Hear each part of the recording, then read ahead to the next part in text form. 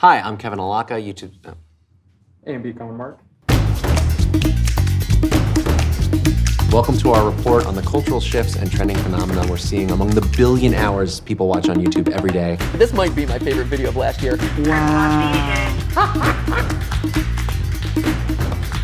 Over its 16-year history, creativity and behavior on YouTube has provided a unique window into the culture of a moment. Video has become ubiquitous in our lives.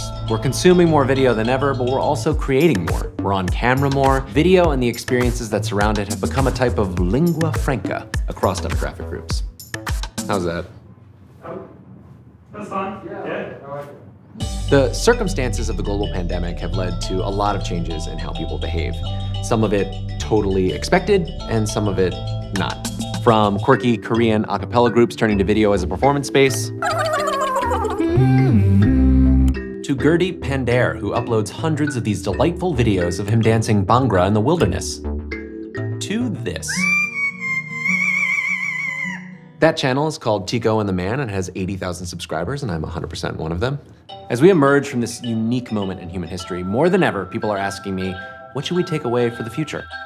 What was just a product of the moment, and what is going to continue to matter? I don't know that we have a magic answer, but we did analyze hundreds of video trends from around the world, ran surveys in almost 20 countries with Ipsos, and spoke with lots of experts from a range of disciplines to try to figure it out.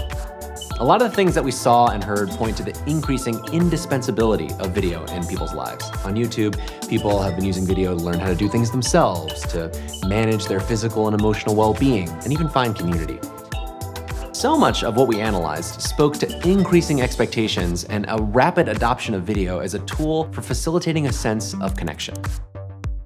Feeling connected is a core human need, with viewers and creators finding new ways to feel a part of something shared and personal. Throughout this report, we'll examine some of the important, unique, and occasionally strange I'm here live.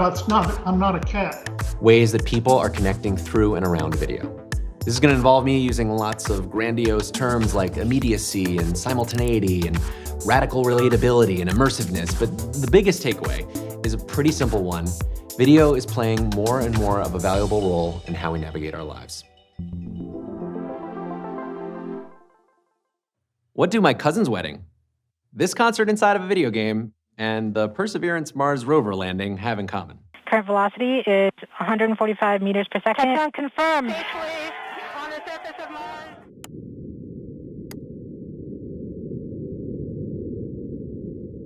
They're all things that I attended virtually with others via YouTube in the past year.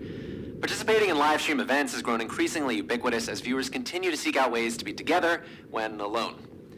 Over 2 million people simultaneously watched as NASA's Perseverance rover landed on Mars this February, one of the biggest live streams of the year.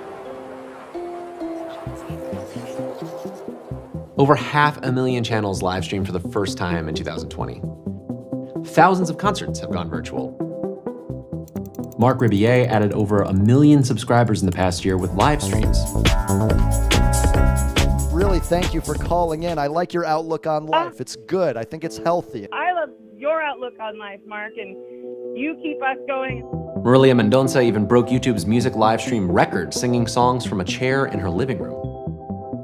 K-pop fans showed up in predictably huge numbers for video premieres and more. I mean, here's something insane. In April, BTS announced a new single by live streaming this animation of butter melting with no music for an hour as their fans chatted in the chat box.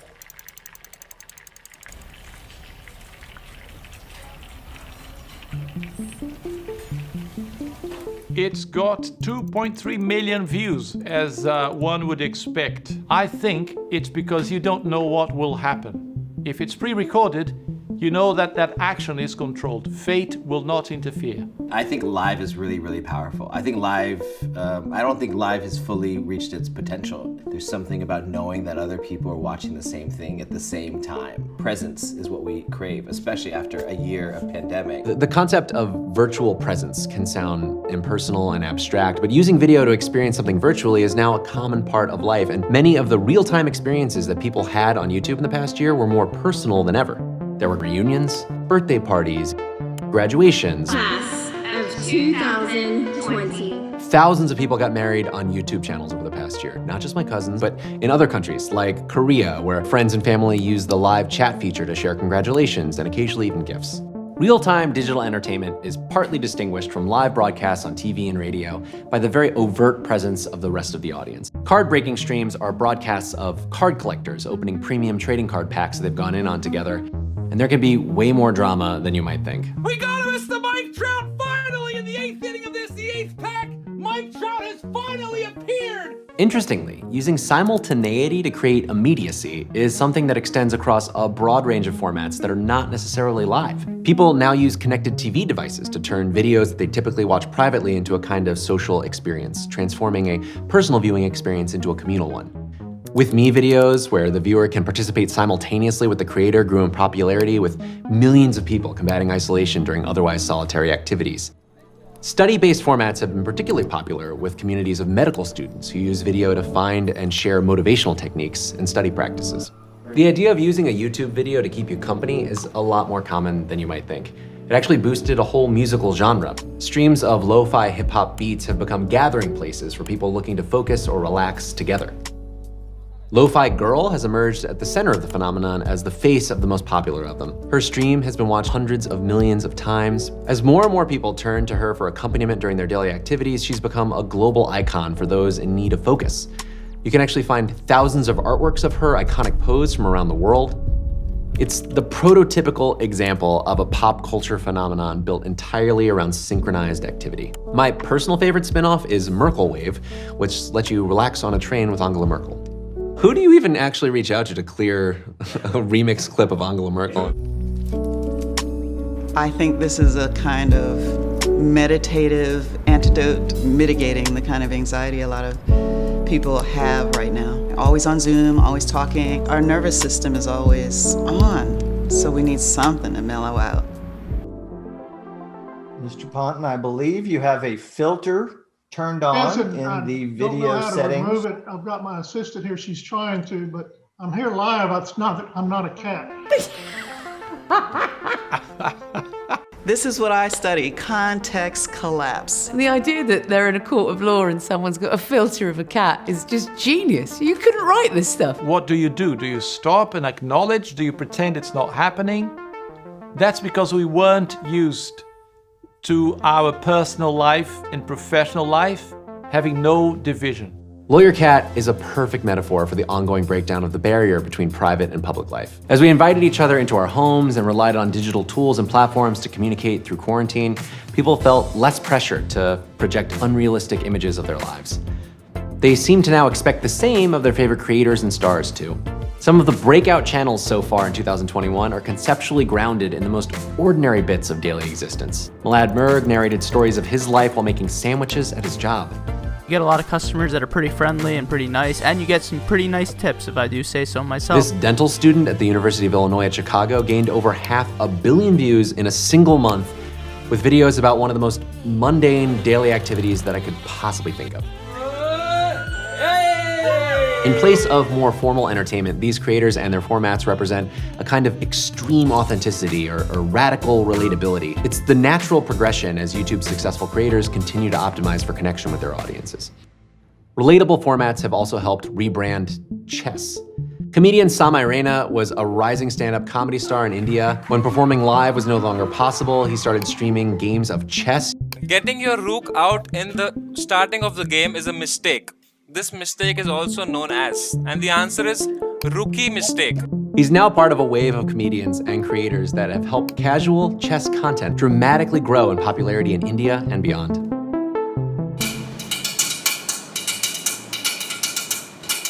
One, two, three, four. More than ever, relatability and relevance is derived from an ability to speak video, to cleverly employ the language of digital video. Its formats, tropes, aesthetics is to more deeply connect with the audience by mirroring the way that they use these technologies every day. It's common for fan communities to create long loops of their favorite moments and memes. And so it actually made sense when Marvel released a 1-hour loop of this scene from Falcon and Winter Soldier in response to fan conversation. 1 hour dancing Zemo. It's got 6 million views. Yeah, this 1 hour, 8-second clip of Daniel Bruhl awkwardly dancing in a club has been watched over 6 million times. People are diving more and more into long content of things they love. So it's not just anything, as the famous saying goes, there's no such thing as long copy, there's only boring copy. Part of what's kept singer and rapper Doja Cat on the cutting edge of pop culture relevance is that her art is often deeply interconnected with internet meme culture. Her song Streets became a surprise hit, the 7th single from her 2019 album, thanks to the fan-created Silhouette Challenge meme, which she referenced directly in the official video.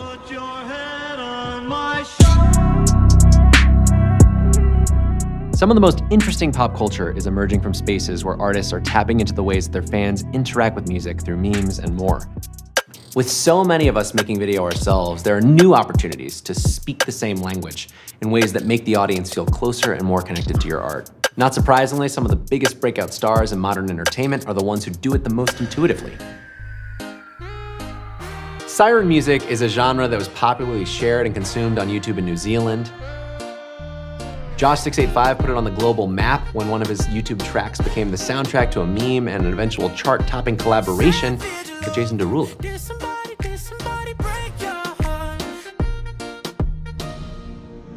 Olivia Rodrigo is totally fluent in video culture. Her song Driver's License was a huge hit, not just because it was so catchy, but also because it was so deeply relatable. The video literate audience grabbed hold of it, adapted it, remixed it, turned it into every possible kind of trend. Olivia, we turn left up here? Guess you didn't mean what you wrote in that song about me. You've likely all heard about Mr. Beast by now. I mean, he's got his own fast food chain. Put it on up. Yeah! I've never ran a restaurant before. He was also the top US creator on YouTube in 2020. Across his channels, there are around 100 million subscribers, and earlier this year, his videos were watched over 1 billion times in just 1 month. Mr. Beast has originated some of the most ambitious projects in the creator space of the past year. Today, we will be planting 20 million trees. The extravagance of things like the world's largest mystery box or 1 million Christmas lights should make him less relatable, but his superpower is using an authentic approach to the process to do the opposite. Lil Nas X caught a lot of people by surprise when he released his single, Montero. That's right. Together, the video and the song represented his most extravagant and personal work yet. The official video has some moments that are pretty wild, but the whole thing was grounded in his own life experience, which he touchingly articulated in this letter that he wrote to his 14-year-old self.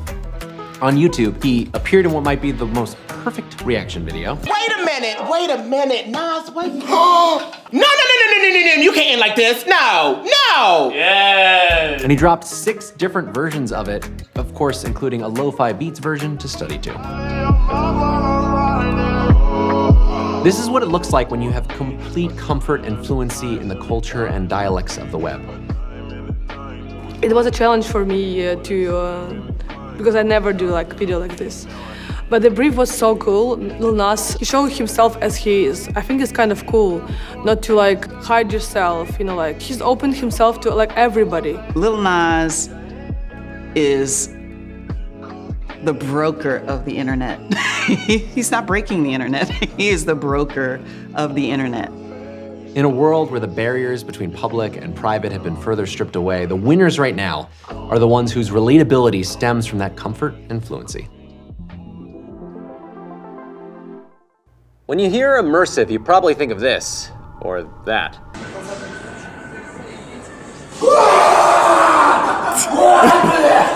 But the universe of content experiences that create immersiveness connect with the viewer by placing them more directly within the entertainment experience itself is much broader. In March, this incredible video shot with a drone in a Minneapolis bowling alley went viral. Oh, I know this one. The drone, come on. This made all my filmmaking a lot harder because everyone's now like, why can't you do this? This person is incredible. I don't even know. I honestly don't know how to do this. I know this. The first time I saw this, I thought it was incredible. 2 years, 3 years ago, this wasn't even possible. And what you're gonna see in the future is that the more innovation happens, the more you will see the innovation applied to advertising. It's the evolution of content, it's the evolution of footage, it's the evolution of communication as well. Because this is where creativity starts. The term first-person video itself is borrowed from gaming, where first-person perspectives help create that feeling of immersion in the action of the story. Gaming is emerging as the most influential space in youth culture, maybe even bigger than music. And it's also become the latest hotbed for immersive narrative storytelling through video. What if I told you that one of the most popular entertainment phenomena of the past 6 months was an improvised role-playing drama? I actually think that MatPat would be better at explaining this, so. The Dream SMP is an ongoing political drama told on the platform of Minecraft. This is the West Wing told in Minecraft. So you'll see here, everyone that you see on screen right there in this shot, each of these is an individual player logged in and acting as a part of this stage play. People can watch the shorter uploads, or they can watch the multi-hour long side stories from individual characters like you would listen to a podcast. It's important to be aware of this. That's why it's important to acknowledge it, to respect it, and to at least have passing awareness of it, because these are your consumers of the future. A few months ago, we stumbled across this.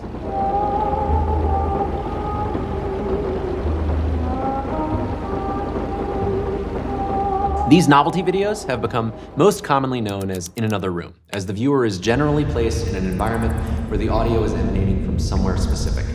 Lil Nas X obviously could not resist this and released one called Montero, but you're in the bathroom of hell while Lil Nas is giving Satan a lap dance in the other room. It's a format of atmospheric video content designed to more deeply connect the listener or viewer with a place, a time, or even just a vibe. Using multi-sensory media like this to better immerse the viewer in an experience and build a closer connection has a lot of power and appeal right now. These kinds of audio-first video are more popular than they've ever been. Video podcasts or podcasts that are recorded and consumed in video form have exploded in popularity. YouTube is now a huge destination for podcast consumption and distribution, a fact that surprises a lot of people. All of these trends speak to the surprising ability for digital video to push beyond the expected audiovisual conventions and become more experiential. And while these unique innovations may have been spurred by our needs during quarantine, their popularity suggests they represent opportunities that are here to stay. Before we wrap this thing up, can we go back to the beginning for a second? Remember this dude? As we put together this report, I thought about him a lot. First of all, he posts a ton of videos, so he's constantly showing up in my subscriptions. But Bhangra is a celebratory dance, and Gurdeep will make videos to celebrate everything. From a snowstorm, to a very cold morning, to getting the vaccine. He lives in what to me is one of the most remote places that I could possibly think of. Yet his mission is to spread joy, hope, and positivity all over Canada and the world. And that remains within reach. Being more immediate, less formal, and more immersive are all shortcuts to help people feel more connected to each other, directly or more subtly. By finding ways to make us feel connected rather than isolated, there is an opportunity for creativity and entertainment to bring a deeper level of value in our lives. Thanks for watching. Everything that we just talked about is available at the end of this report and, of course, on YouTube. For now, Gurdeep.